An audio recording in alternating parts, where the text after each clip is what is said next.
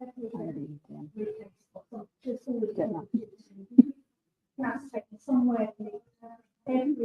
evening, everybody. We'll be starting at 10 o'clock. Please get comfy.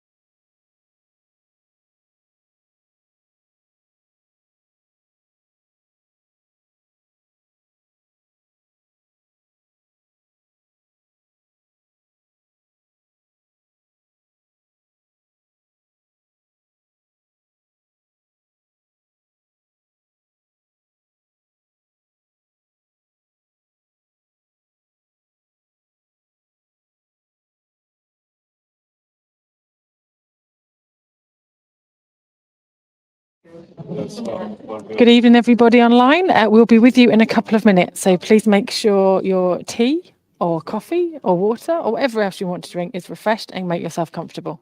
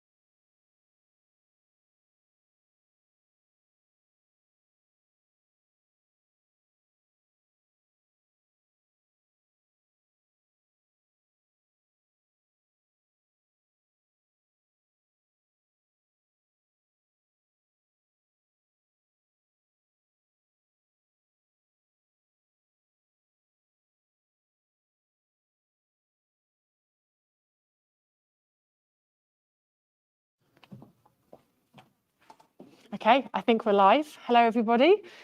Good evening to those in person. Good evening to those online. Please bear with us while we make sure that everything's working. I believe, let me just address the people online first.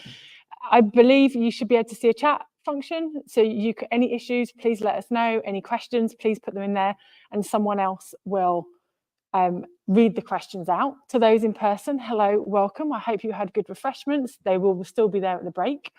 I'm Kerry. I'm from Warwick Institute of Engagement and the Resonate programme. So our team runs all these kind of events where we are working with members of the university and members of the public and communities to share conversations, share ideas, and get people being curious. So thank you very much for joining us tonight. It is one of our Resonate Lates, and it's for the ESRC Festival of Social Science, which the university supports. And the title of tonight is It's All Digital. And I'm going to limit my discussion of it to the consequences of, and I can't even read my own writing, which is typical, the consequences of digitalization. And I'm going to say no more because this is not my area of expertise in the slightest. And as we're online and being recorded, I don't want to embarrass myself more than I would normally do. So you've got me first doing the introduction, and then we've got 2 talks from members of the university. If you have questions, we will leave them to the end of each talk, not after both of them. If you have questions online, please put them in the chat and we will read those out. All questions should be done through a microphone, and all conversation through a microphone. So we do have someone who's going to run around with the microphone just so that everyone online can hear. We'll then take a break. For those of you here, there'll be refreshments with some soup out at the back. For those of you online, I'm very sorry. We do not have an account with any kind of delivery service, so I can't get it to you. And I believe there might be some international people watching internationally. We definitely can't get the food to you, I'm afraid. So please take the opportunity to refresh your own plates, your own cups, and whatever else you need to do, which leads me into toilets. For those here, they are through those doors, and someone else will point you in the right direction. For those at home, I have no idea, but hopefully you know where they are yourselves. After the break, we'll go into a panel discussion where once again we will take questions live, but we'll also take questions through the microphone, so use the chat. So I've done toilets, we've done questions, fire alarms, not expecting any. Once again at home, totally up to you, but we are recording it, so if you do miss anything. So I think, unless I'm going to get a nod from the team that there's anything else to say, no, we're covered. Let's get on with the first two talks, or the first talk. So up first, Dr. Jessica Sutherland. Hopefully you're here. Hello. So I believe you're going to come up here. And I'm going to do a little swap. The camera's just over there. Thank you. Thanks. I hope everyone can hear me. So yeah, hi, I'm Jess Sutherland. I'm a research fellow in the Department of Politics and National Studies here at the University of Warwick. I'm actually a philosopher by background, and I work on a variety of different projects that are all related to AI, including a Horizon Europe project at the moment called Knowledge Technologies for Democracy. So along with colleagues across Europe, the project looks at ways that AI and big data can be used to foster civic participation in democracies. So today I'm going to focus on some of the threats and benefits that AI might pose to democracy. About half the world is voting or already has voted this year. And of course, US citizens are voting as I speak right now. And it seems to have been a bit of a perfect storm with technological advancements such as ChatGPT and other generative AI models in the last 2 years, kind of coinciding with so many of us casting a vote this year. So the question then seems to be, is AI stealing our vote? So before I dive into the way that it could possibly,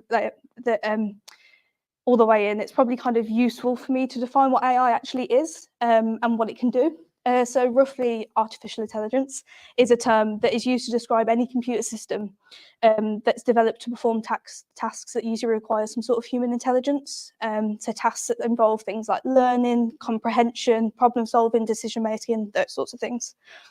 And whilst I won't go into every form of AI that there is, this talk will focus specifically on types of AI that we call narrow AI. So this is a kind of AI that's trained to perform one very specific task or a kind of collection of tasks. So my robot hand is probably a little bit misleading. I won't be talking about AGI, which is artificial general intelligence. That's the kind of form of AI that we typically see in movies and TV. So software that has a kind of human level of intelligence can do a variety of things, like Samantha and the robot that's in Her, RoboCop, Jarvis and Iron Man. I was trying to get a variety of different ones for you. So this AI is kind of quite a long way off, although some people suggest that it's probably closer than we think it is. But today I'll just be focused on forms of narrow AI, such as generative AI, like large language models, ChatGPT, people have probably heard of, DALL-E, and analytic forms of AI as well, like the AI that's utilising algorithms on social media and in facial recognition, those sorts of things. So hands up who has seen this image before. Yeah, most of us, that's good. So the Pope's looking pretty swag. And it was made with a generative AI model, and it kind of looks scarily realistic. If you look closer, you can see some blurring and kind of typical features of AI-generated images. And whilst it's all a bit of fun, how about these images? So these AI-generated images of Donald Trump were posted across social media platforms by Trump supporters, mostly Truth Social and X. Many reporters kind of called this an attempt to sway the Black American vote. They were mostly on Truth Social, as I said, which is Trump's own social media platform. And this obviously isn't the only instance of AI being used in elections as an attempt to kind of manipulate our politics. For example, we had the AI voice of Sadiq Khan a couple of years ago, which contributed to some of the disorder around Remembrance Sunday. And other AI-generated content is being used in this attempt to influence different elections around the world.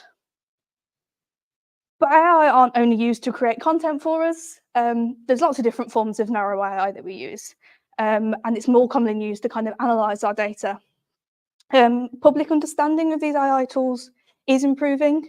For example, in this study from the Ada Lovelace Institute and Turing Institute, people are becoming more aware of the AI that's used in many different contexts, and some of these are related to democracy, such as policing, border control, targeted political advertising, somewhere in the middle there. And these are kind of a variety of different generative and analytic AI tools. But even if we are becoming more aware, does that mean that we're actually immune to the consequences? As I'm only given a very short talk tonight, I wanted to focus on what I think is one of the most important aspects of our democracies, which is public discourse and the ways that it can influence our voting decisions. So I'll take us all the way back to the birthplace of democracy. As part of democracy, most of us, of course, participate in discussions around the issues that matter to us. And I could give you a brief history of democratisation of the public sphere, which started all the way in ancient Athens. But the important thing here is to note that by discussing political matters such as immigration, housing, law, the welfare state, we all are participating in the public sphere and adding to public discourse. And lots of scholars seem to point to the advent of the printing press and print media as a really big shift in our wider public participation in democracies. So once the printing press was invented, we could now all kind of read about the issues that mattered to us and truly feel like we belonged in our polity. So this is an example of technological developments that actually assist with our democracies. And whether we like it or not, our discourse nowadays has moved quite rapidly online in another massive technological shift, which is great, right? Because we can all express our own views, we can read the news, and we can participate in lots of different ways. We might kind of belie the death of print media, but it has mostly moved online for us too. So with this study from Ofcom, it showed that 68% of us now get most of our news online, and 47% of us specifically use social media to find our news. So what does this have to do with democracy and our participation in it and the threats of AI? Well, if I can take your attention back to these headlines about AI-generated images and recordings from the beginning, it seems to come back to fake news, misinformation and disinformation. And fake news isn't anything new. In the mid-1700s, fake news about King George III being ill was spread using the printing press, actually, to kind of bolster support for the rebellion. And even the Romans were up to it. Octavius spread some fake news about Antony. And of course, propaganda has just been used to change public opinion since, like, we could talk to each other. But AI and other technological shifts have made this easier, both in its generation and its spread. And the internet itself has made it quicker and easier than ever to share fake news. And the AI-assisted algorithms that exist on social media platforms are focused on promoting posts that we'll most likely engage with. So this book from Tobias Rose Stockwell is really interesting. So he and some other scholars have also found that posts that provoke outrage and division are more likely to go viral on social media. So it might look like, hey, if you want to influence voters, you just need to create some fake content, bung it online, show your opponents in some sort of bad light. But why I worry so many experts in fake news and misinformation is generally for three reasons. One, it's easy to create deepfakes. So you just need access to a generative AI tool now. It used to be quite a skilled kind of process. It's really cheap. These tools are only getting cheaper, and it can be really personalized. So before, misinformation and fake news had to kind of be spread to the masses. Now it can be ultra targeted on your feed, if we think about the Cambridge Analytica scandal. And it can be really tailored to your specific interests and shown to you via social media and advertising algorithms. But it isn't actually that easy. So we don't all obviously just believe everything we see and then change our minds and the way that we might vote. So a study of the Italian general election in both 2013 and 2018 tried to show that fake news had a statistically significant effect on the electoral gain of the populist parties. And whilst it did show this, they also stressed that fake news couldn't have been the singular cause of the overall increase in the vote share. We've got a lot more going on. We're not just kind of seeing fake things online and believing it all of a sudden and changing our vote. But it might be influential in changing our behaviour and whether we actually act on our existing beliefs.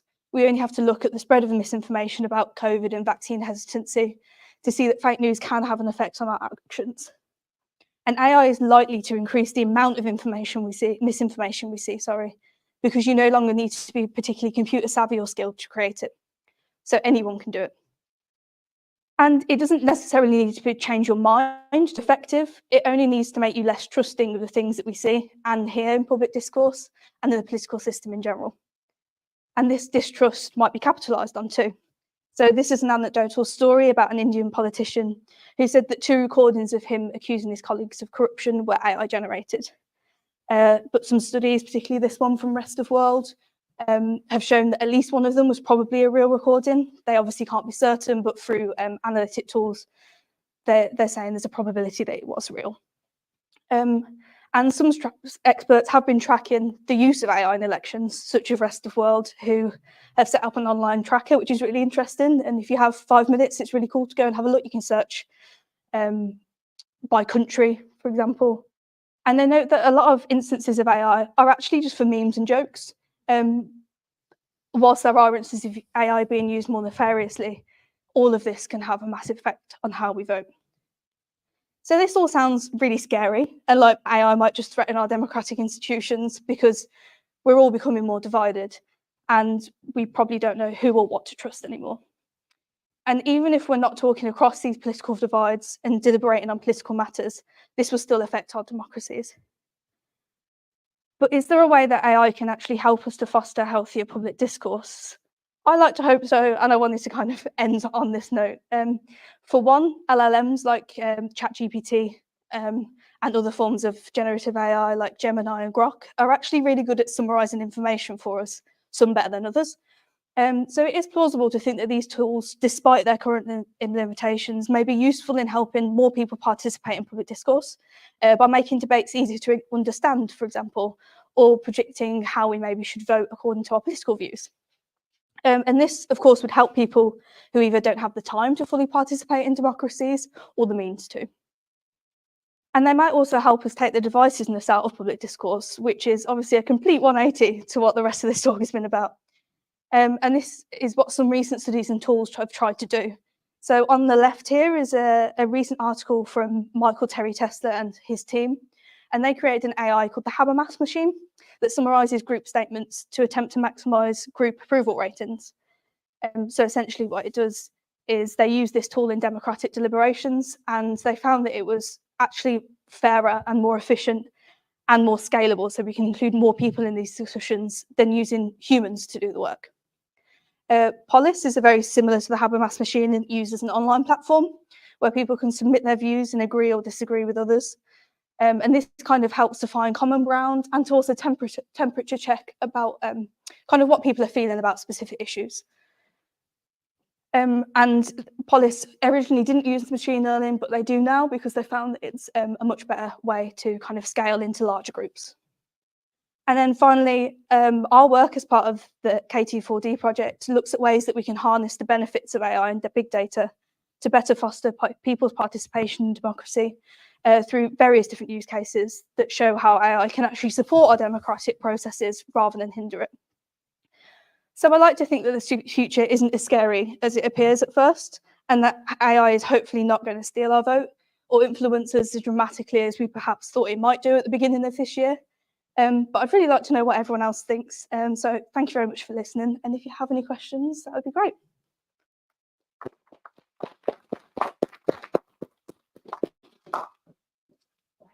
Thank you very much. I was trying to avoid walking my Does anybody have any questions?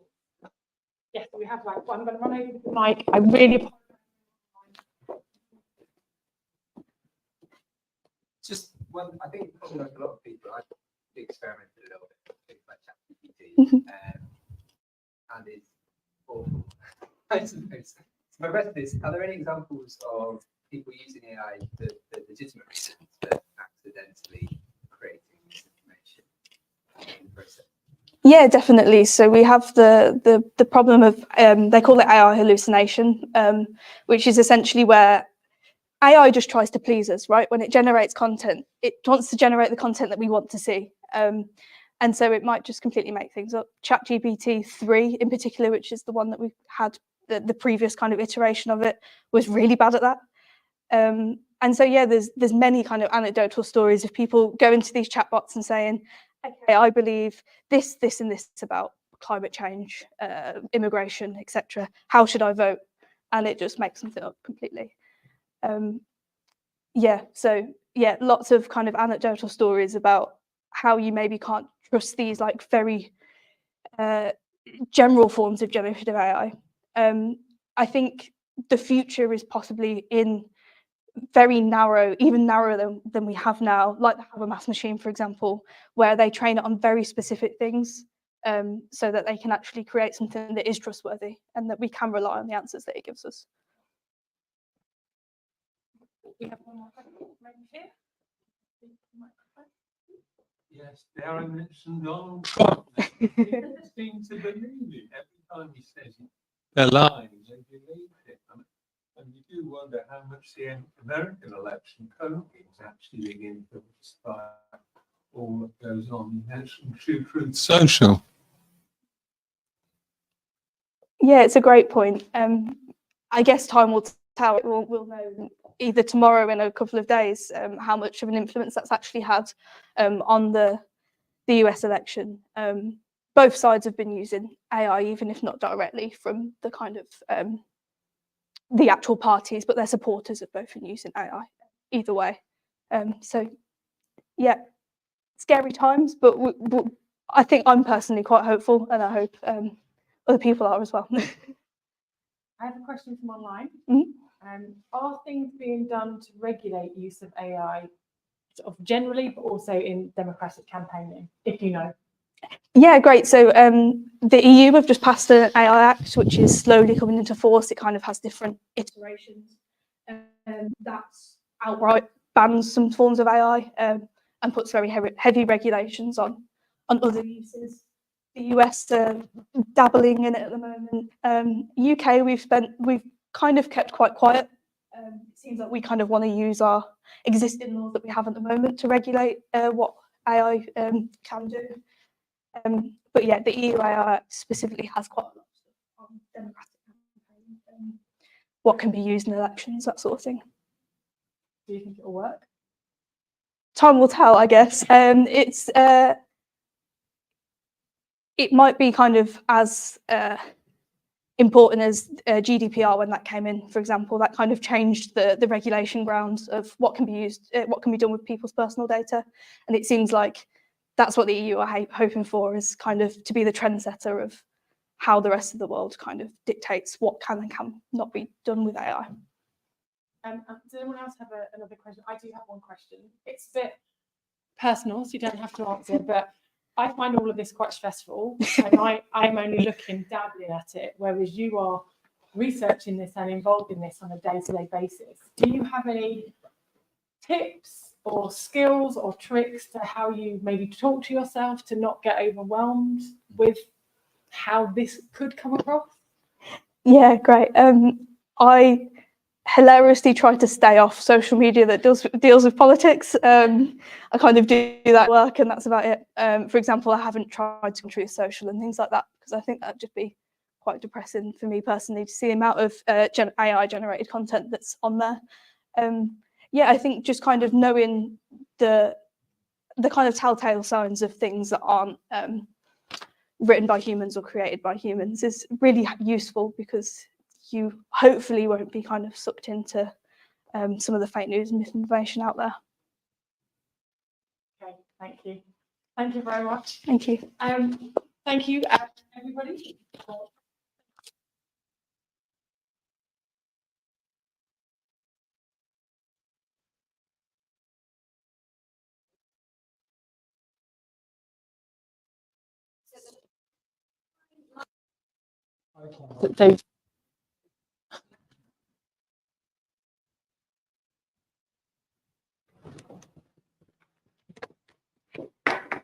Okay, thanks very much for coming this evening.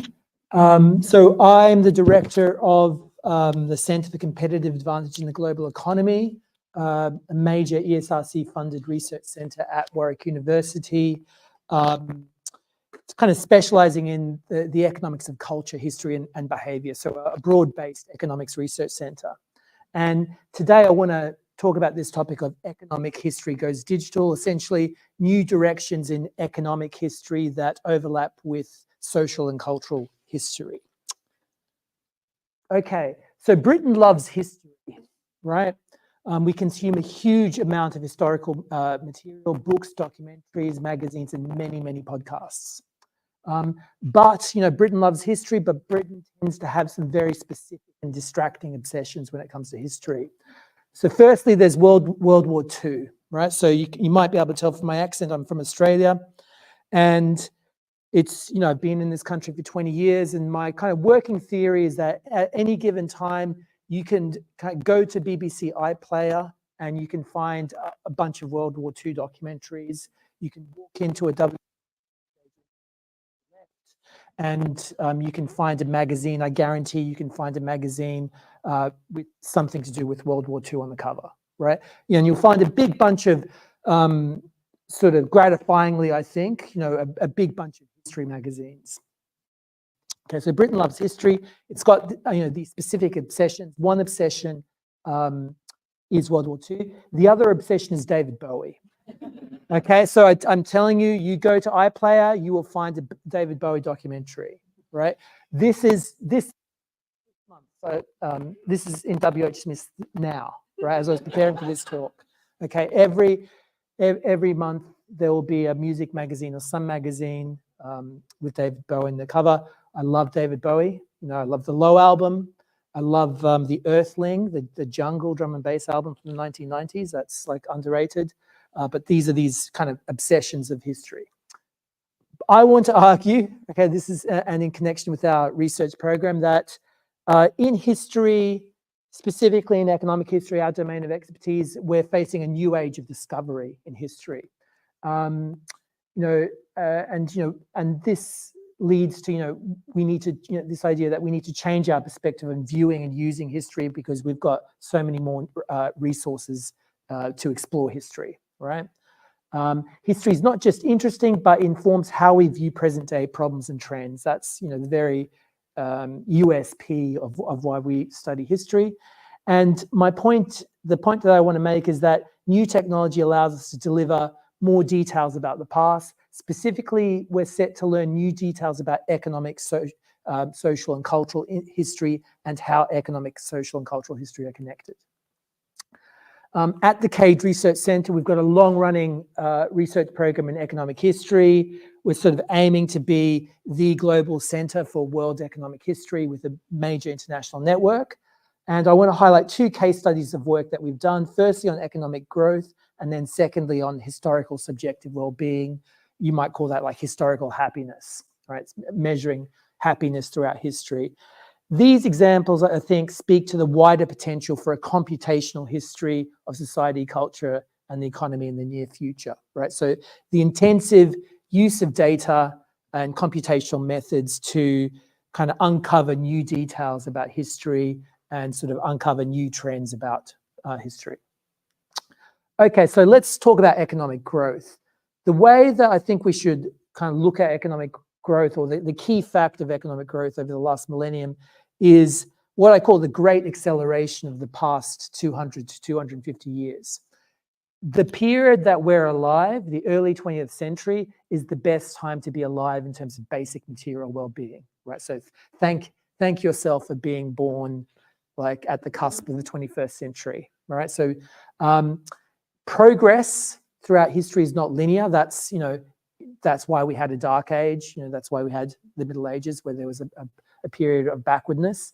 So there is scope for us to go backward in history, as our dystopian fiction and news media warn us, as the previous kind of talk sort of pointed to. So history is not linear. We can go backward at certain points in time, and that possibility of going backward looms constantly. But when we look at the data you know, we can see that progress has actually been non-linear, right? So, you know, we think of it as being constant improvement over time. There has been kind of improvement over time, but it's been non-linear. Specifically, you know, how it's occurred is with kind of major shifts occurring in a couple of recent major steps. So this is some data derived from a database that Steve Broadberry, one of our researchers, created, and you know, plotted by the World in Data website. So what you've got here is a funny kind of graph where you've got on the y-axis real GDP per capita, on the x-axis you've got population, and then you've got the years plotted along the line, right?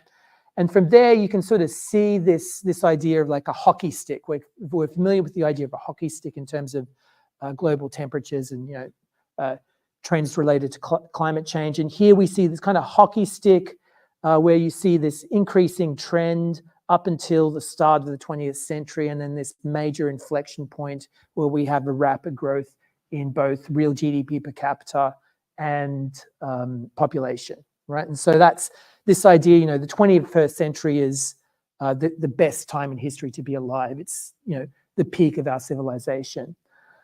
Similar to this is kind of a simpler graph over a longer period of time, just expressed in terms of GDP per capita and time. And I think this again illustrates this idea of a great acceleration, right? Of what happened in the last 250 years is exceptional, and it is unique, and it is a turning point in our civilization. And here you see this idea of things were pretty miserable and mediocre and stagnant for an incredibly long period of time, over hundreds and hundreds of years.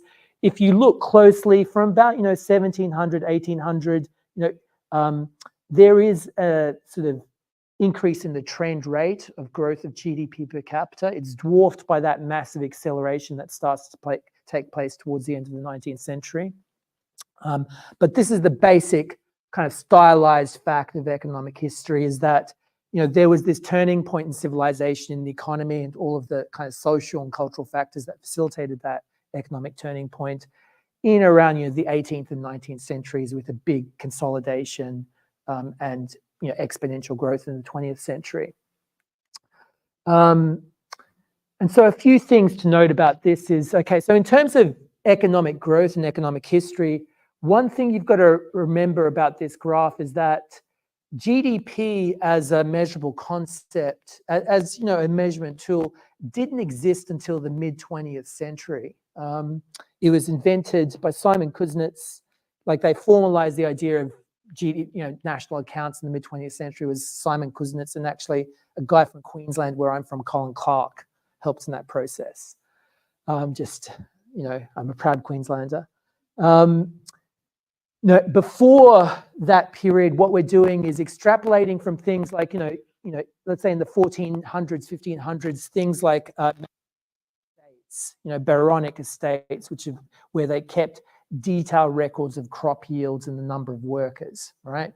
And in that period of time, you know, it sounds a bit faintly ridiculous, this idea of estimating GDP from crop yields or you know, numbers of workers working on an estate. But when the economy was indeed actually an agricultural economy, that's actually quite a fair way to measure the economy, right? So that's one aspect of economic history, and that's an aspect of the work that Steve Broadberry in particular has been doing in terms of creating GDP estimates, you know, over a millennium, right? You know, 1,000 years of GDP data. So that's one aspect of this idea of kind of using, you know, resources, you know, different data resources to come up with economic estimates. The other idea is that of the Great Divergence, which I don't have a graph for in this case. It's the idea that Europe, in the sense of the China, India, and Japan, right, at some point in time, right, and we think of that, and there's a debate in the literature focused on when did that Great Divergence start. Right? So, you know, early on in the literature, the Great Divergence was thought to start, you know, as far back as the 1200s, and that argument was challenged with new data, as, you know, challenges being Eurocentric, for example, and challenged with new data, such that we now tend to think that the Great Divergence started around 1700, right? In terms of when Europe started to diverge in terms of GDP growth from the Asian economies, right? And we think that, and the big debate at the moment is, why did the Great Divergence occur? Specifically, why was it that Britain industrialized earlier than other countries? One kind of speculation here is that it was due to recovery from the Black Death, from the plague, right? So just differential, Britain somehow got out of the Black Death in a better condition than continental European economies. Okay, so that's the first thing I wanted to talk about in terms of economic history goes digital, this idea of measuring growth over time, and this really important historical fact about the Great Acceleration, right? And to be thankful that we're alive at this moment in time. All right, so, and what I want, so that's history's big term. We take for granted this historical shift, but it's literally epochal. There's much to know about the causes. It's not all technological and economic. The Great Divergence indicates that. The Great Divergence was kind of contingent on some historical kind of turns or historical junctures. There will be social, cultural, and institutional and epidemiological roots, right, to things like the Great Divergence. The trick in this sort of computational history project, as I see it, is to integrate these social, institutional, and epidemiological perspectives and threads.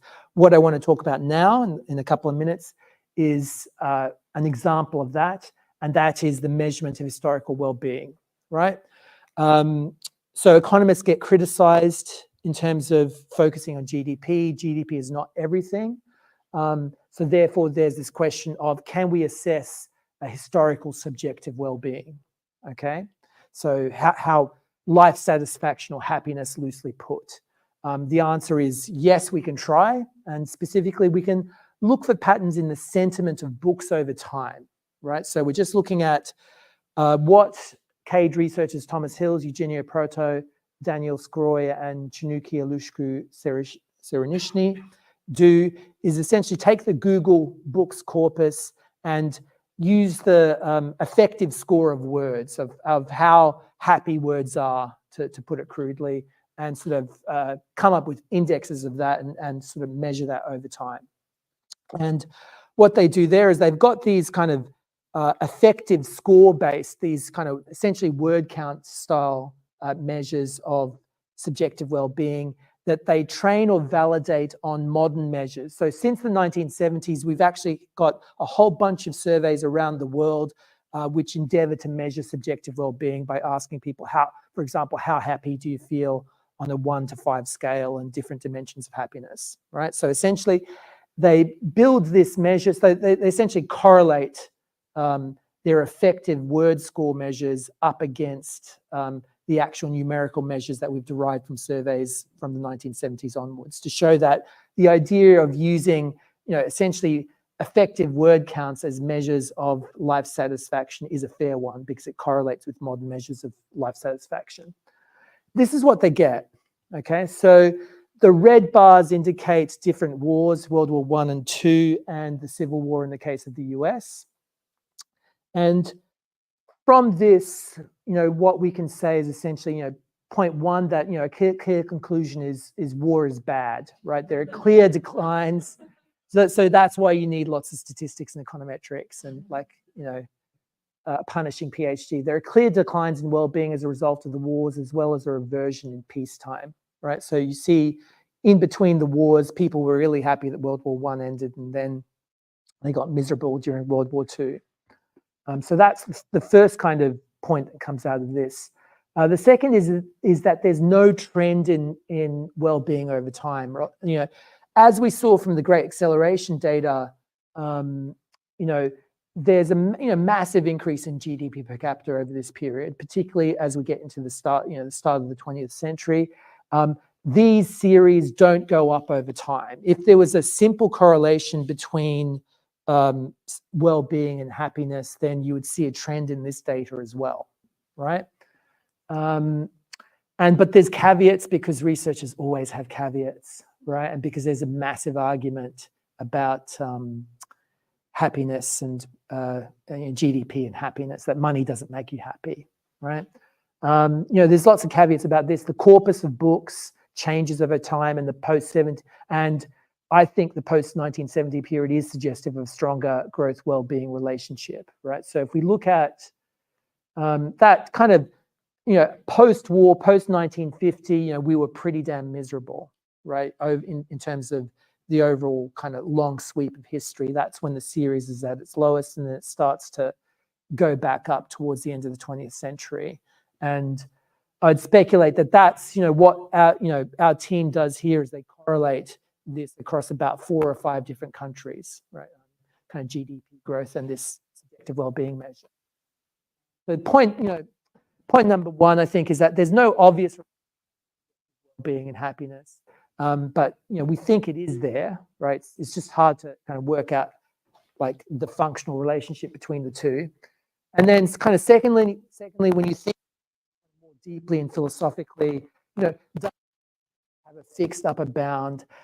Can we expect happiness to just go up and up and up as you get, right? As people, society becomes materially better off, right? So when you think to yourself, can I get infinitely happier, right? If I have enough kind of David Bowie records and World War II documentaries, right? If I'm that kind of guy. Okay, and so that's kind of the second thing I wanted to talk about. Just to sum up, computational history, where to? So where do we think the research will go? What are we working on at Cage? I think the program of research here is a massive text mining to understand changes in the structure of society, culture, and the economy. Sort of in that work by Daniel and co-authors is just the start of that. For example, using local newspapers to understand the locations of historical businesses and infrastructure. So kind of joining up with that thread of work by Steve Broadbury and others in terms of using different types of data to proxy economic activity over time. What I think is really interesting about this in terms of the big intellectual sweep is firstly kind of uncovering what I think of as out of print aspects of history, right? So one thing about the popularity of World War II and David Bowie is that it's got this kind of dominating superstar effect, right? Just the entire history of post-war British music is just encapsulated in David Bowie. And there's a fair argument to that, but that kind of, if you go to a vinyl record fair, not that I'm a big vinyl record collector, but I was happened by one of these fairs the other week, and if you sort of leaf through the vinyl records, there's this immense archive of stuff that we've forgotten about, right? Records, old psychedelic records, old folk records, early heavy metal records, loads of kind of black music from the 1970s that we've forgotten, right? And so I think this agenda of digital economic history, as it goes into cultural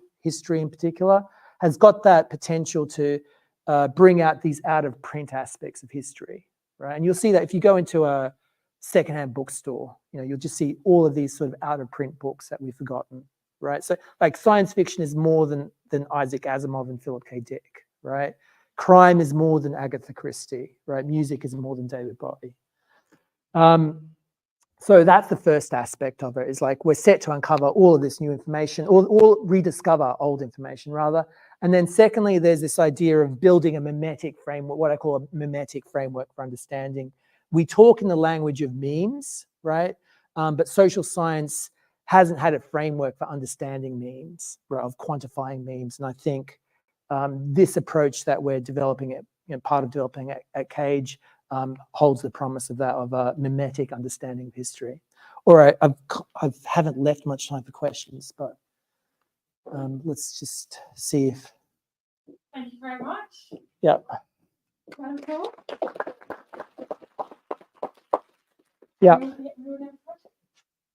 Hiya, that was really interesting. Thanks. I wanted to ask about massive text mining Yep. in relation to social media and the possibility that in the future Cage or an institute like Cage might want to understand happiness through mining social media, and whether you think that could ever be reliably done in the same way to kind of mimic the way that Hills and Soren Yeah. did with the books.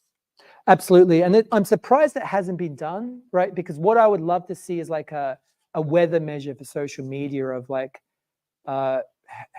different emotions that are prevalent on social media over different days. And it puzzles me why that hasn't been developed. And I think that's to do with a lot of malfunctions within tech companies. They have too much money and therefore they're not focusing on things. So I agree with you there, and that's something we'll try and work. It's hard to do it for Twitter these days because it costs so much to get the Twitter data. But I totally agree with you. I'd love to see a weather measure, emotional weather measure of social media. But whether it could ever be truly reliable because of precisely the stuff that Jeff that was talking about earlier, and the kind of performativity of social media, and yeah, because I'm really into the statistics and stuff, I think so. Yeah, I just need to put a confidence interval on it. That's all. Yeah. I was just interested in your looking at sort of measures of well-being, I guess, in a shorter period of history. Particularly, like I'd read and anecdotally, like young people talk about, the sort of levels of mental health and sense of well-being sort of declined quite rapidly. People feel the perception is that there's more crises than there's ever been. There's a lot of hopelessness. I just wondered whether you're looking at that or whether there's a link to digital companies. We don't have a project exactly on that, like necessarily earmarked. I think the best work there is Alex Bryson and is it David Blanchflower? So they've got this recent work essentially showing that these recent cohorts, the Gen Z cohorts, that typically, happiness is U-shaped. Is it U-shaped over time? So you get older, you start off pretty happy in your teens, 20s, and then you gradually sort of less happy. And by the time you get to middle age, that's the worst time, right? And that's correlated with things like, this seems to be a robust stylized fact. It's correlated with things like your sleep is worse and that sort of thing.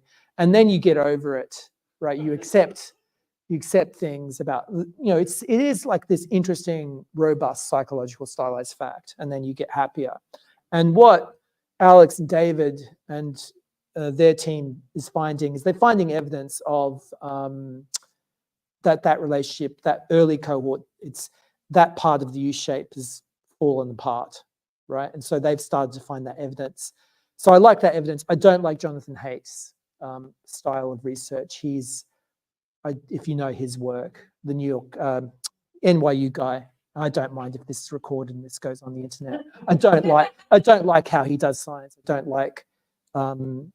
He's just obviously set on something. Like I'm scared to. I think it's probable that social media has negative impacts on mental health, particularly of young people. But I don't like the way Jonathan Haidt goes about it. And one more question. Yeah. Yeah, well, a couple actually. I mean, the Second World War was responsible for an awful lot of money being spent on research. Is that the key reason? And secondly, when you talk about GDP, do you assume that money is spread equally amongst all classes of people? World War II. Okay, so you see the acceleration. There's part of it in the 19th century, and then there's something at the first half of the 20th century. So it's not all World War II, right?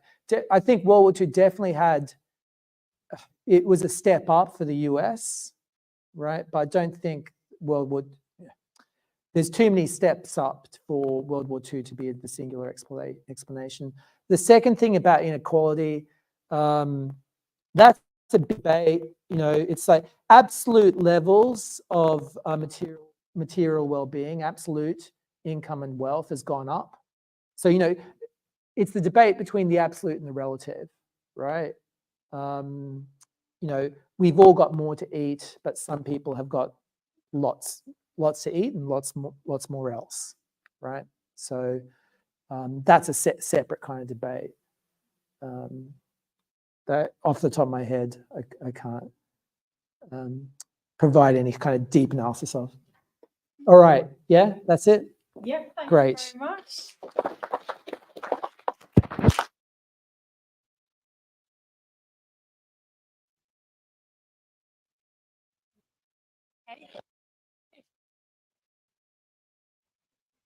Shout out with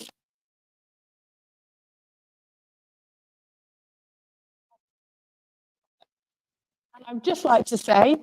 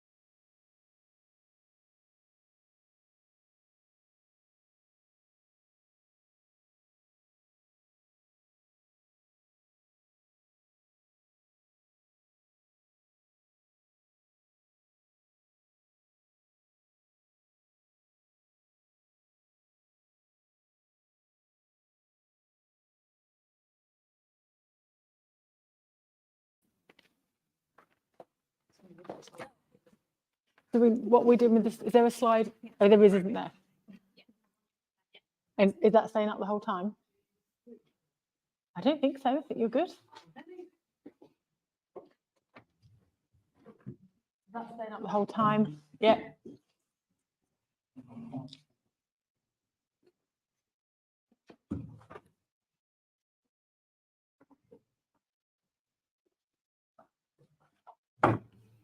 Right, everybody, welcome back. Thank you very much for coming back. Thank you online. Hello again. Hope you had a nice break. I'm going to hand straight over to the team for the panel talk. There will be questions that I think you might take throughout if anyone's got one. So we'll do the same. I'm going to be running round, and if you have any questions online, please use the chat function. But I'm going to hand over to Callum to do a proper introduction, because once again, I don't want to make an idiot of myself. There you go. So hi everyone, thanks for coming. Welcome to our panel discussion on digital divides in health, exploring the impact of digitalisation in health in local, national and international contexts. My name is Callum. I'm a project manager at the Digital Health and Rights Project, who organised this panel. We're an international consortium of universities, academic institutions, NGOs, and human rights groups that are exploring the impact of increased use of digital technologies and data on health and well-being of young people from communities affected by HIV. Our aim is to create a digitally just environment where the use of digital technologies and actually AI lead to the full realisation of human rights. Our current work involves communities in Kenya, Ghana, Vietnam, and Colombia, as well as working with WHO and other UN institutions and multilateral agencies to try and shift the global policy agenda of digital rights. Tonight, we've got a fantastic group of people looking at this both at the international perspective, right down to people working on this particular issue right here in the country. We're very grateful to have Laura Walker here from Coventry City Council, who's chairing the discussion for us. So Laura is the Digital Service and Inclusion Lead at Coventry City Council, and she leads on the digital inclusion programme COV Connects. COV Connects frames digital inclusion and social inclusion, aiming to take residents on their digital journey to gain confidence in using technology in a way that improves their quality of life. The COV Connects programme works in partnership across sectors to develop person-centred holistic digital inclusion initiatives, and is funded by the NHS to tackle the direct and indirect impacts of digital inclusion on Coventry residents' health and well-being. I'll hand it straight over to you, Laura. Thank you. Evening all. So what I'll do is I'll just give a little bit of introduction into the COV Connects programme, and then I'll introduce you to our fantastic panellists. So yes, I'm Laura. I work for Coventry City Council, and I head up a programme called #COV Connects, or COV Connects, which is in its essence a social inclusion programme. It's a very relatively new programme. It's a new way for the local authority to work. We really, in its essence, COV Connects was born out of COVID. So when everything went online, when we went into a lockdown and services digitalised, it improved access for a lot of people. We delivered services in ways we didn't think we could before. And for a lot of people, there was a lot of benefit. But what it absolutely did was shine a massive torchlight across the city in terms of the amount of inequality there was, and a lot of the assumptions that we make around services and digital-only service design. So the way that we work in terms of COV Connects, it is very much a social inclusion programme. We believe that digital enables better outcomes for our residents and improves quality of life, but we don't dictate what those outcomes are. We see digital inclusion as incredibly complex and linking into very much around health inequalities. We see the very direct impact that digital inclusion has on people's health. So, for example, you can't get your repeat prescription, you can't book a blood test. But actually what's really interesting as well is the indirect impact in terms of health inequality. So as Coventry, we are a marmot city. We are very passionate about driving down health inequalities. And if we think about digital in terms of it being an enabler, digital enablers to better employment, better housing, better education, which are all those wider determinants of health. So the programme works really closely across sectors. We're part funded by the NHS. We work very, very closely with the voluntary sector. We have 140 community organisations in Coventry who work with us. We work with the private sector. And again, it's very much about having a person-centred approach to digital inclusion. We appreciate that the barriers for digital inclusion are very broad, very different and very complex. And as part of the programme, we have a number of different skills provisions. We have funding opportunities. We also have things like a device bank. We've distributed 3,500 devices across the city. And we do this continuously working with NHS services, council services and community organisations to get kit and connectivity out there on top of the skills provision. And our most recent move into the health area is that we are now taking end-of-life NHS devices and repurposing them back through to tackle digital exclusion in Coventry. But I will move on to speaking with our fantastic panellists. So I'll do a quick introduction and I'll let everyone share around their area. So we have Professor Meg Davis, who is going to be talking to us about the Digital Health and Rights Project, particularly from a global context and about the digital health divide at a global context. We have Dr. Ben Koomsum, who again, we're talking about digital health divide, but around communities from the global south and our lower and middle income countries. We have Anna Studman from the Ada Lovelace Institute, who has done some fantastic work around the national context in this area. And there was a policy report around access denied, which talked about data-driven health inequalities and digital health inequalities, so from a national context. And then we have James Goff, who we work really, really closely with here in Coventry.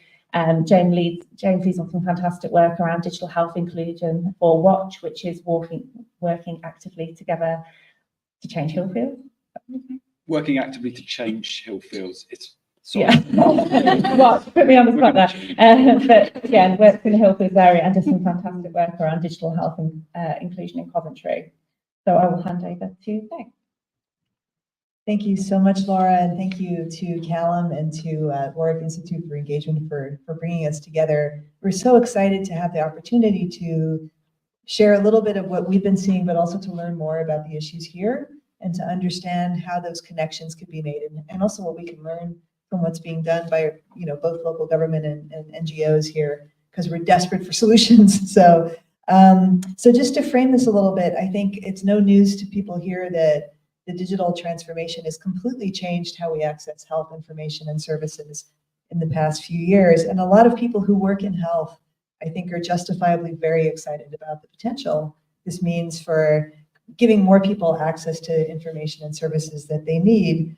But of course, access to and the ability to confidently use and navigate digital spaces through smartphones or tablets or your watch are increasingly what some of us call a determinant of health, meaning that they're both, an enabler, as you rightly point out, but also sometimes a barrier for many people. And, while some people are, raking in billions of new investment, many people are also being left out and left behind of the digital transformation. And I like to refer to my mother, who's very well educated, retired journalist, 86 years old, who cannot get access to her own medical results without asking me or my brother to print it out and mail it to her. And this is the kind of situation I think many of us are familiar with from our own families. But it's really, and it's sort of amusing on one level, but also really a fundamental violation of your right to bodily autonomy, your right to human dignity, and your right to privacy, to have to depend on someone else to give you that basic information. And we see in the work that we're doing, and Dr. Koomsum, or as some of our colleagues call him, Dr. BK, who's become such an inspiration to many of the young researchers in our project. We're going to tell you a little bit about what we're seeing in the research that we're doing, but it's very well documented now that there are so many different kinds of what we think of as intersecting digital divides. So there's the inability to pay for a smartphone, to pay for the technology that you need. So there's economic barriers. There's often geographic barriers. I even experienced this here when I'm on the train, like that, you go into certain parts of the country, there's no access anymore. And in many of the countries that we're working in, that happens the minute you step outside of the building that you're in, you immediately lose access to connection unless you can pay for airtime, which can get quite expensive. And that might mean that you then borrow money in order to pay for airtime, and then you get into a deeper and deeper debt hole. Digital literacy skills, so the ability to get online, create a profile, as my mom struggles with, remember your password, but also to judge information and to be able to share it well with others. language gaps. So we're working, of course, here in Coventry, there are people who speak many languages that are not English. In Ghana, I think there's over 90 languages, right? So many countries, there's a lot of people who can't get online and read information, and then people with disabilities might encounter other barriers. We also see a lot of issues with technology-facilitated abuse, where online harms against women, against queer people, people living with HIV, make many people reluctant to go online and seek information because they feel unsafe. And so globally, ITU, which is the UN agency that kind of manages governance of digital technologies in online spaces, estimates about 70% of men are online and about 65% of women, with much bigger gaps in parts of Asia and Africa. Young adults, of course, are much more likely to be online, but young people from low and middle income countries have almost no voice in setting priorities or governance. Well, actually, probably don't have much of a voice here either, or in my own country in the US. We're finding out today, have very little voice in making decisions about the online world that shapes every aspect of their existence. So we formed this Digital Health and Rights Project Consortium with human rights lawyers, HIV activists, social scientists like myself, and global and national networks of people living with HIV to collaborate in doing research together so that young adults are part of doing the research, gathering the data, analyzing it together, and using it for collective advocacy for their rights to create the kind of digital future that they want. And it's been really inspiring to work with them and to hear their voices. I hope some of them are with us online today. Maybe we'll get a question or two from them. The research is led by national NGOs and networks and universities in each country. And so our job here, me and Dr. Kumsan, is to go around and kind of help and support them and try to keep things on track. So we're engaging with hundreds of young adults in these countries, including people living with HIV, sex workers, gay men and other men who have sex with men, trans and non-binary people, and others working together on this project. So with that, I'm going to pass over to Dr. BK to tell us a little bit more about the data gathering and what you've been seeing in some of the countries. Thanks. Thank you, Meg. So Meg has given a general overview of what we've been seeing. And what I want to add to what Meg has said is, so we just go around, we've been to 3 countries already. We've been to Kenya, we've been to Colombia, we've been to Vietnam. Ghana, we are having issues there with ethical approval, so we are still trying to manage the situation. But we are asking this overarching question, which is, what is the challenge you face when you try to access health information online? And as simple as this question may seem, has brought lots of different challenges. Generally, we are seeing a trend of geographical, Meg mentioned economic, education and culture. We are talking about certain challenges like stigma, which of course linked to technology facilitated abuse online. And what I want to stress on is how the quest to seek solution online in itself creates other challenges. And I think someone asked a question in previous presentations that we've had of how distressing, I think went to our lady there, is how does she manage distress? And we are seeing that this has become a challenge for most of the young adults. For instance, countries like Kenya, where young adults from vulnerable populations try to access self-information online, and they are disadvantaged economically. They have to borrow money online. They're unable to pay, and their connection to telephone calls are blocked because they owe, if you like, these telecommunication companies and all that. So they just try to access health information, and now they've been blocked off making a simple call. So you could see that these challenges are layered. You can say from primary to secondary, and you can see them interlinked as well, where For instance, you may have the economic challenges directly linked to where someone lives, because the economy in rural areas, peri-urban areas. So the other interesting aspect of our research is trying to also learn from these different geographical areas. And we've been to rural areas in Kenya, and we've been to urban areas, and we see, even though you see the same theme across, you would see differences in how economic challenges in rural areas might be encountered, say, in urban areas as well. So you see, for instance, a theme like culture and education featuring well in rural areas, where belief systems would not even allow people to access health information online. Whereas when you go to the cities, they would want to do that, but they just don't have the digital literacy or know how to just navigate their way through. So these are some of the challenges that we are seeing as we are gathering data with these young adults. And I know I've been signaled I have a few seconds to, so I would, I know questions will come, so we are happy to answer questions on that, and we'll pass the microphone. Thank you. So yeah, I'm going to talk about a project that we did at the Ada Lovelace Institute about access to digital healthcare and attitudes towards health data sharing. The Ada Lovelace Institute is an independent research institute. We look at sort of the social impact of AI and how to sort of rebalance power over AI and data technologies. And for this project, we partnered with an organization called the Apple Collective, APLE Collective, which that stands for Addressing Poverty Through Lived Experience. And they're a collective of people, individuals and organizations across England and Scotland, of people who experience poverty and often ongoing health concerns. And we partnered with them, with members of the Apple Collective, they became peer researchers. So they went out in their communities across England and Scotland and talked to people in their communities about, attitudes towards digital healthcare.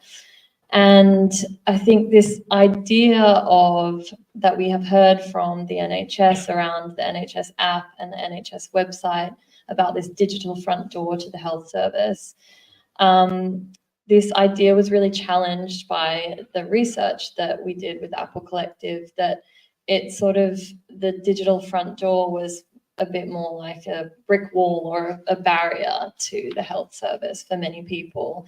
And that was for a variety of reasons. I think Laura's already mentioned, the barriers to getting online and filling out a e-consult form, or feeling like having a remote appointment with the GP is actually interrupting the sort of relationship that somebody could have with their doctor.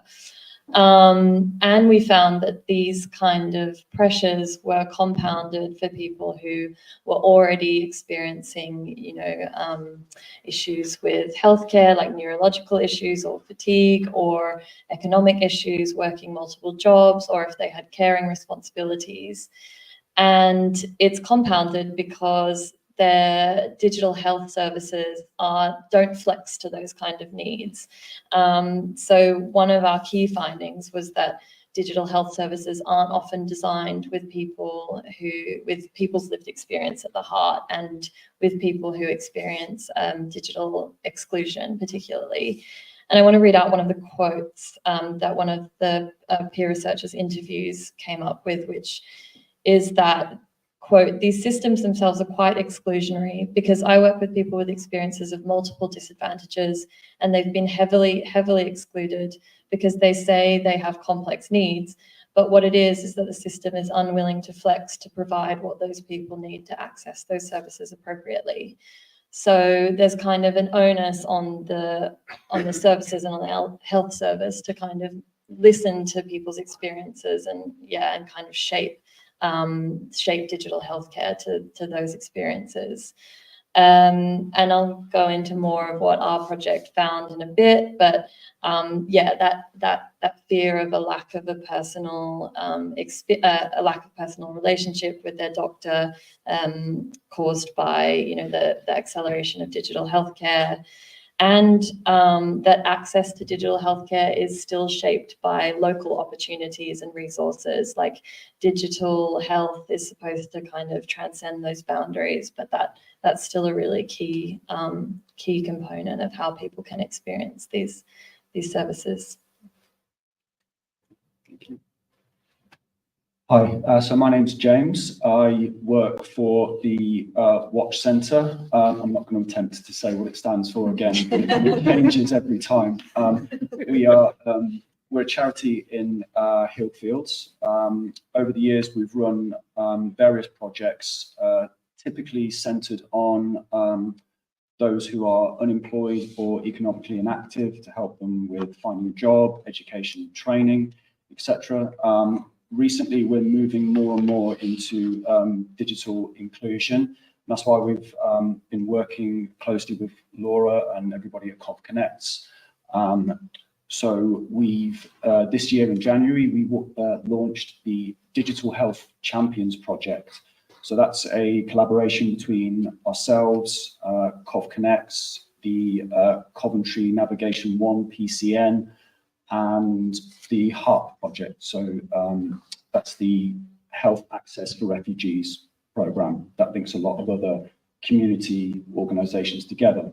So the aim with the project was very much to give that personal assistance to people to start getting access to online services around health. So more often than not, it's to do with the NHS app or surgery websites, so that people can really get the advantages of using that route to deal with their health.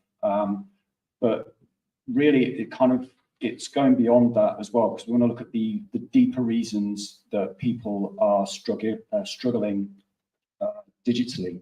So that's issues with data, internet access, but also devices. And as Laura mentioned, the device bank has been an absolute godsend to us, because we are actually able to assess people's digital needs and then gift them a laptop or a smartphone for them to keep, and not just access health services, but then it can go beyond that again. As you know, it can be used by the entire family. It can be used to better their career prospects, their well-being, and all kinds of things, really. So I think we're very like-minded, I think, with COV Connects, in that it is person-centered, and we're very keen to make it as easy for everybody to access the support. So whether that's the participants, the residents themselves, trying to have outreach sessions with organizations that they trust. And that's where HARP, I think, has really come into play, because there's a lot of organizations under HARP that have got regular attendees. And I think what I know from the people that use the Watch service is that people can often have one service that they're very, very comfortable with, so they like to use that service. And then if they're asked to maybe go further afield for support, that's when they can start to get a bit edgy. So it's good for me to visit locations and help them there. And also we've got, I think, relatively simple referral process as well. So either the primary care network or local organizations can refer people to me for a wide range of digital support. And yeah, I think that's it in a nutshell. No, that's brilliant. I think you make a really valid point around I think sometimes when I know as a program, when we talk about health, people get really sort of fixated on health access, but actually digital inclusion is so much more complex. And actually people need to be able to access digital in whatever way that they feel that they want. It's about choice. It's about people having informed choice and removing barriers rather than enforcing digital health on people. I think that's really, really important. But it's quite interesting listening to you sort of all talk, because actually some of the challenges that I know James and I feel when working in Coventry around tackling the digital divide, I'm actually feeling quite lucky in the sense that we have access to devices, we have access to skills, there's increasing amount of funding pots coming available.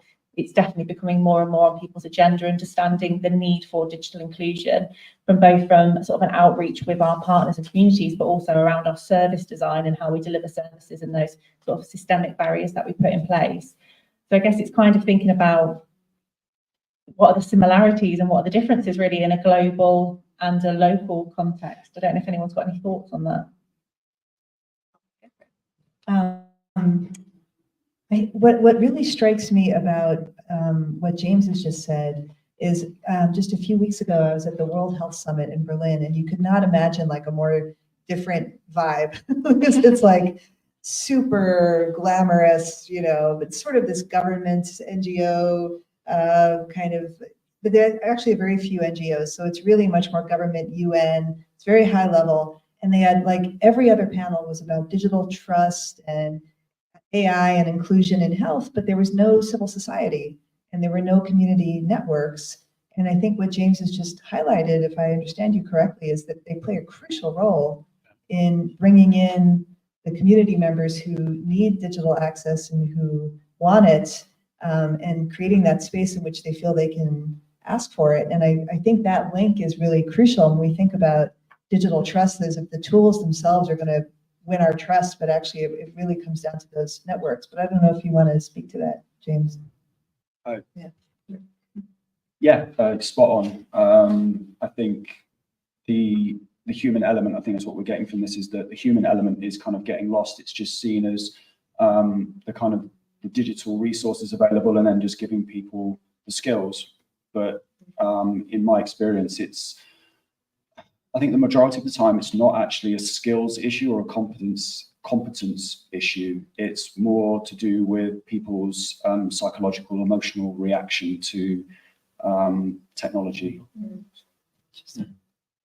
And is that a view shared by the rest of the panel around what does the digital health divide mean? You know, what is the impact on people's health from this? From what we have learned from lower middle income countries, I think it's a story of two sides of the world, where there is, for instance, solution in terms of people having access to these devices. Whereas when you compare to places like, say, Kenya, where people are actually looking for these devices but cannot afford, and would have the need for them to get on digital platforms, share phones with family members, partners, and unfortunately search for information that is very private to them, don't have the skill to delete the history, and someone coming in later to see that this is what you just searched for, and it means you belong to this group or you have this, and it leads to a whole sort of complex problems. And so I'm actually fascinated about the divide and how things look also different in the UK, and how people are really looking for access and can't really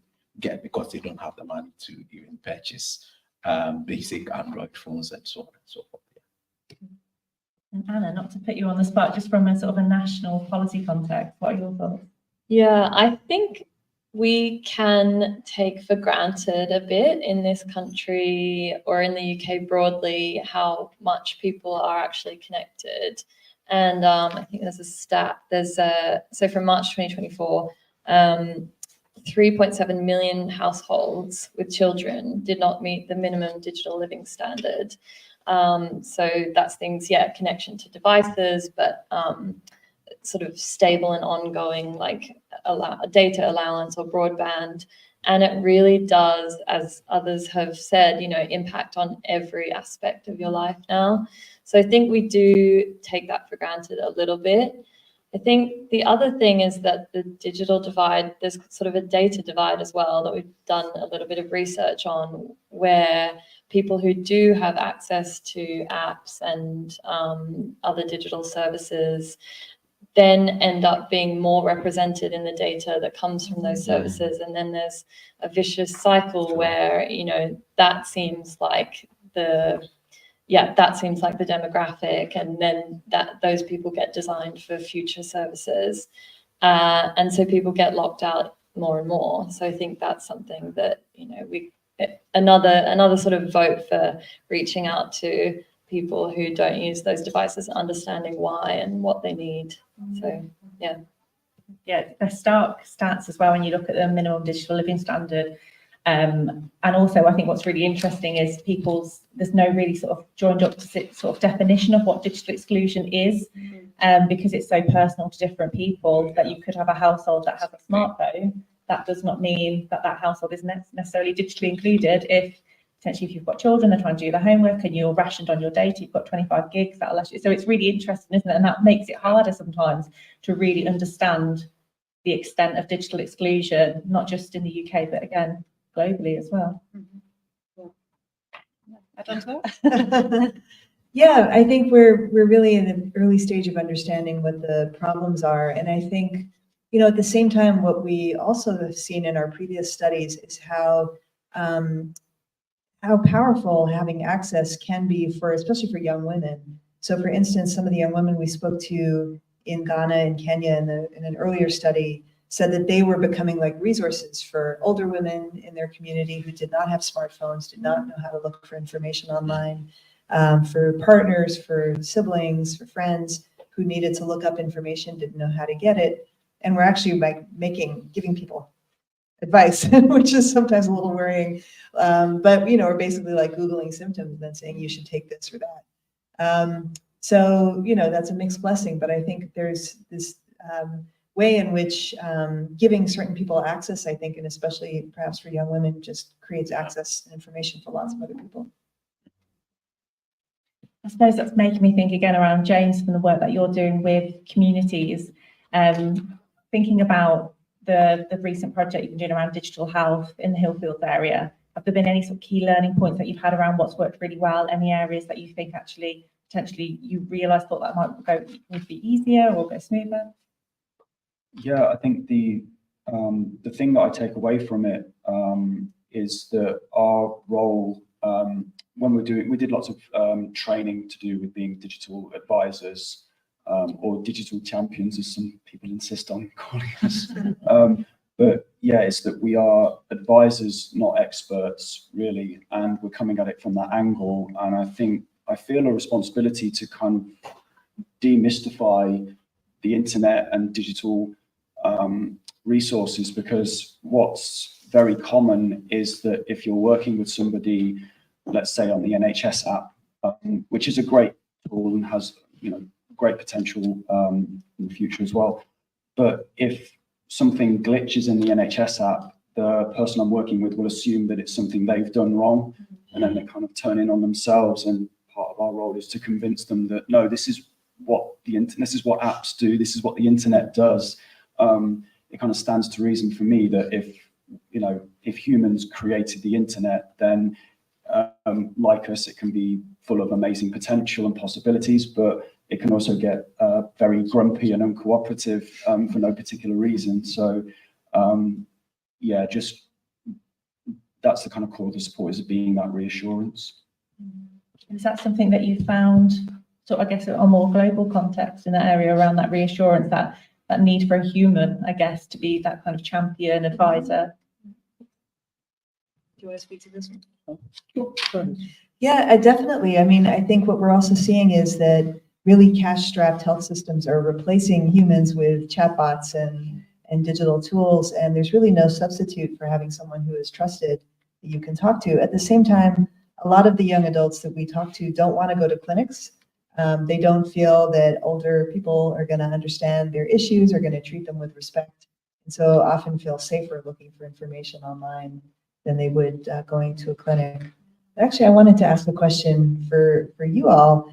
We're often asked for recommendations, like what should governments do, what should civil society do to address digital divides? And I'd really be curious to hear what you would recommend, because we're always looking for them. Let mine go first.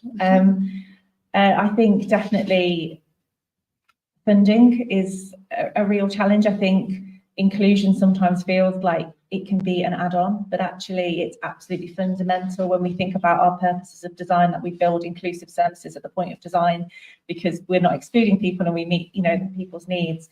I think in Coventry, we've been really, really lucky that I don't know whether it was the timing that we launched after COVID and it was so fresh in people's minds that we've been successful in securing funding. I think a real gap we see is that community-led skills support.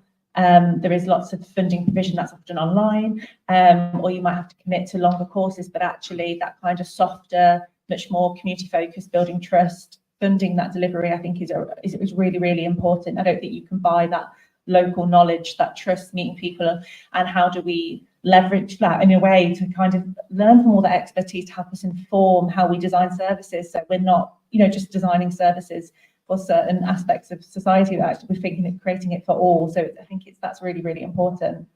I don't know.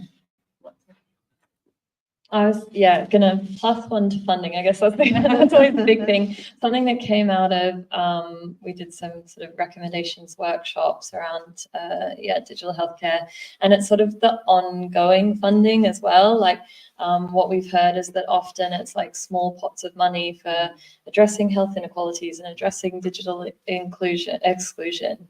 But it's kind of short term and ad hoc, and that, you know, to make real headway, especially with digital, you know, it's changing all the time, that needs to be sort of an ongoing thing, and it's an ongoing like learning thing. I would say as well, like co-design and co-production. Yeah. So we've recommended that, you know, at the start of any digital health service, at the start of design, asking people how they would use it, what they would want from it, and building into the metrics of success for any kind of new app or online service for health is to combat health inequalities and close that gap. So that should be sort of centered in the purpose of some of these kind of programs. Yeah.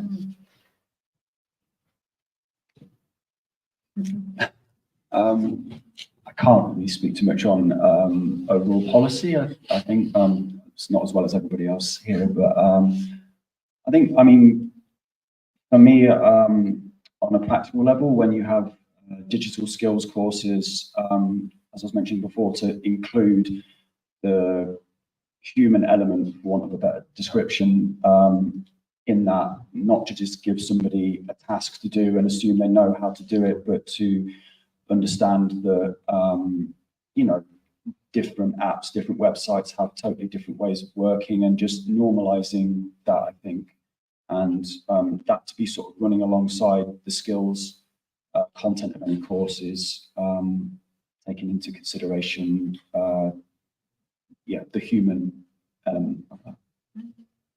Yeah, just to follow up on that, I think with the device bank, we obviously distribute devices at scale across Coventry, 3,500 now. But if we had, I don't know, an imaginary service where we were handing out laptops, they would not have the same impact if it wasn't for the fantastic work of those organisations who are embedding a digital inclusion initiative within something like the Carers Trust or a mental health re-enablement service, because it's that much more holistic wraparound support that people are having with digital inclusion as part of it, rather than it being this add-on, is what's really, really important. And actually, for us to be able to embed digital inclusion across a number of different services, as I think where it's appropriate and where we see a benefit for somebody, that it will enable a better outcome, that they're invested in themselves, because that motivation aspect is so important, that people see the benefit for it and understand that. I'm conscious of time. I don't know if anyone has any questions. Oh, yeah. Does anyone in the room have a question first? because I have a couple here. So I'm just going to launch straight in. Okay, I'm going to sit here. Right, sorry, this is all, I forgot my glasses. So this is a photo of the question online. Do you know, or do you know what's happening or what we can do to protect confidentiality of personal information when people are accessing online platforms for healthcare and information? Thinking especially this is important for people with HIV who may not want to disclose.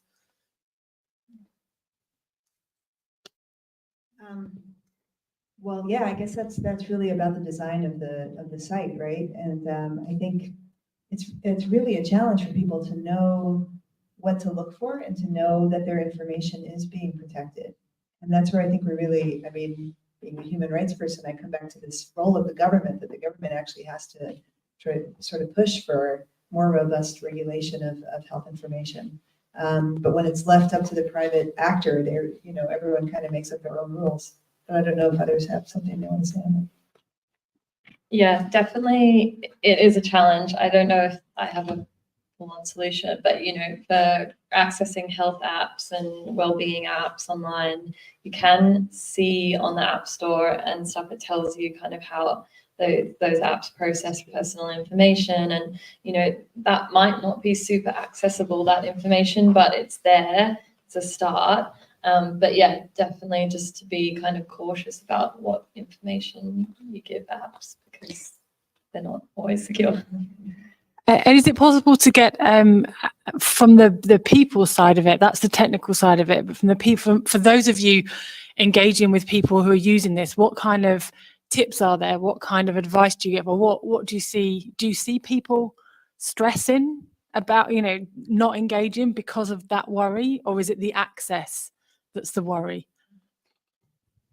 I mean, it's also part in terms of disengaging because they've had bad experience with certain apps and they've realized that their data has been shared without their consent, simply because they were on one platform and they realized they moved to another platform and it knows a lot about them and so on and so forth. So it also has to do with how people understand these platforms.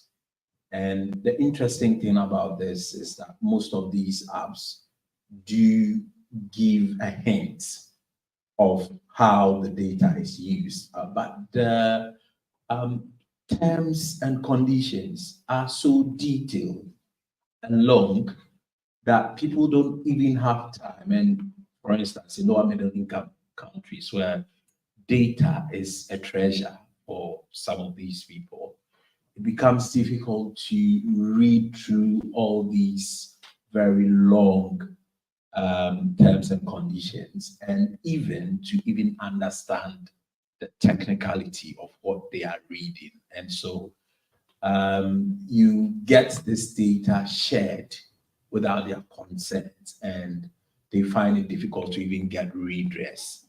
It becomes that they get more traumatized and decide to disengage. So it has also the leg of digital literacy and how these specific groups can also be trained as well to understand the consequences or sometimes disadvantages of going on these platforms and using them.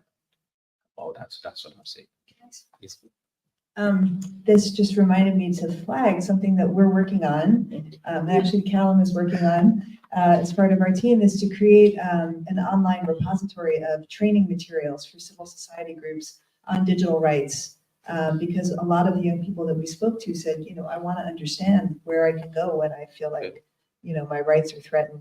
And so we're developing probably about 200 tools that people can access for free. So keep an eye out for that. Thanks.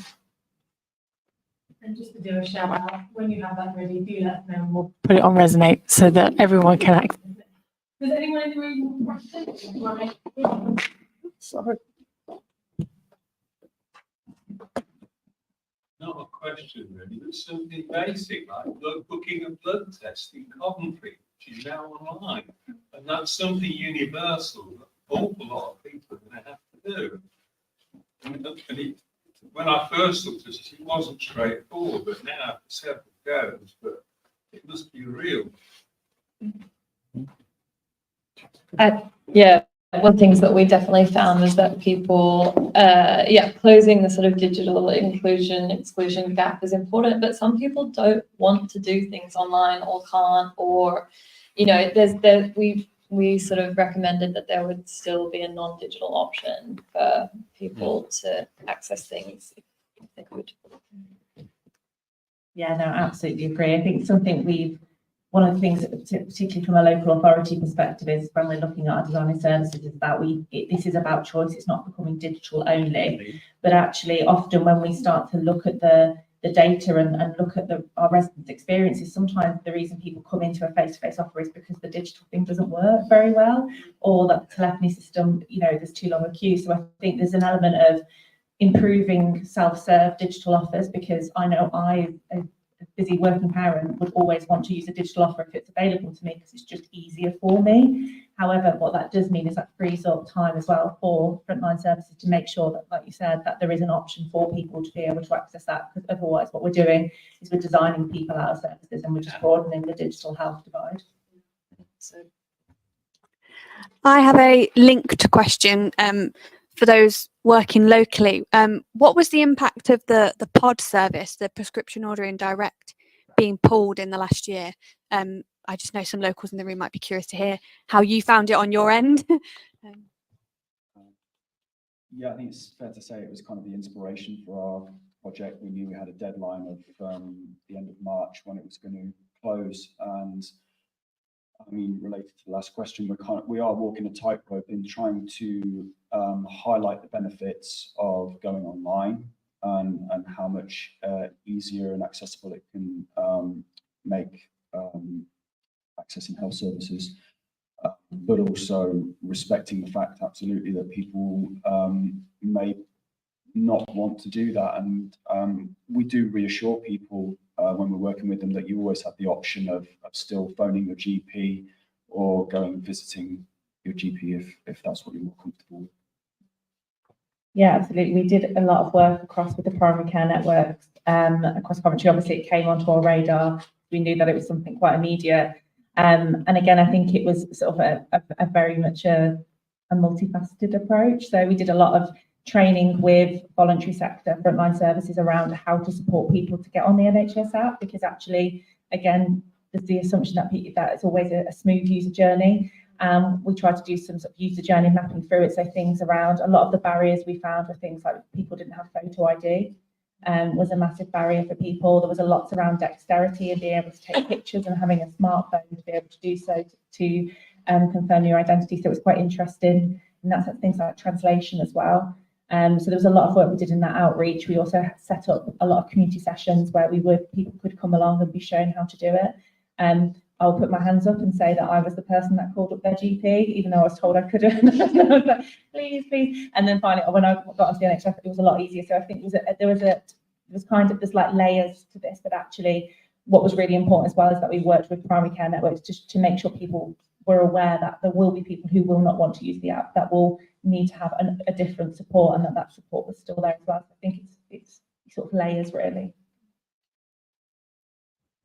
I'm conscious of time. So one last question. Is there anything we, as the general public, general population, people not working in these areas, can do or change or help with, like little things that we could all do to help soften this or support the actions? It's a very unarticulated question, but hopefully you get what I'm trying to say. Is there anything that we can change about ourselves, about what we do, that could help? I don't know what those examples might be. I'm going to say support watch. They sound really great. And I think supporting local organizations that are doing this kind of work is really important, especially at times when there's not a lot of funding, as we've been hearing. So definitely would encourage people to support local groups that are doing this work. And I think we also need to advocate for more inclusive and consultative processes locally, nationally, globally, that really incorporate diverse voices so that we have digital health that really addresses diverse needs. just to quickly jump in on that bit, and sorry if this puts you on the spot. How do we do that? Where do we do that? Where would we start to advocate for these needs? That might be a way too complex. No, that's actually, I mean, so I think there's a number of different groups that are working on this. We're actually planning a kind of a youth digital campaign. We would definitely be interested in connecting with others who are planning, who are interested in that, who are younger adults, to join the kind of ongoing advocacy around some of those issues next year.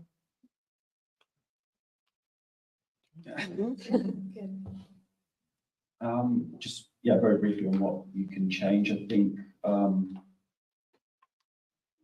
maybe your outlook on those that struggle with digital devices and the internet in general. It can be very challenging, and I understand the frustration that a lot of people can feel, especially if you've grown up in the sort of digital age, and so it just becomes second nature to just maybe just stop and consider somebody who is very fearful of these things.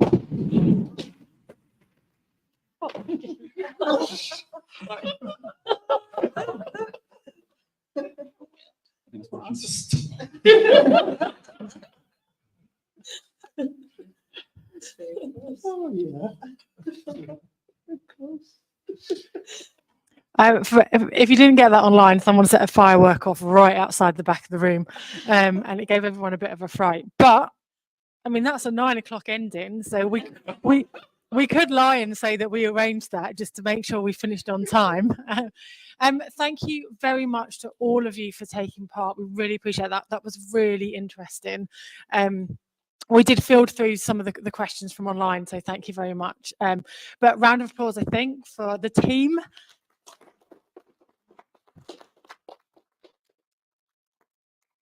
And thank you very much to all of our speakers today, this evening. Thank you very much to those that have joined in person. Thank you to those that have joined online. As always, you will see there's a QR code if you want to look at what else we've got on, and you will get an email asking you for some feedback. Please do give us the feedback. You can say whatever you want, but it does help us keep running these events for free, and bringing them out to you in places where you would want to be, and doing the digital, the hybrid session as well. So thank you very much again to all of you for joining us. For those of you that have spoken so eloquently about your passions and these subjects, and just thank you so much for making it accessible to all of us. We really appreciate it. Thank you again.